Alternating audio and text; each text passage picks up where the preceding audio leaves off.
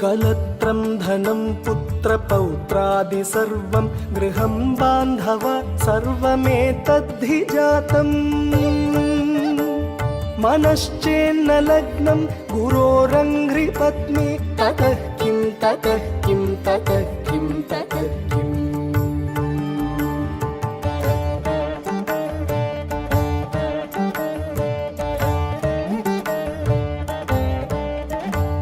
षडङ्गादिवेदो मुखे शास्त्रविद्या कवित्वादिगद्यं सुपद्यं करोति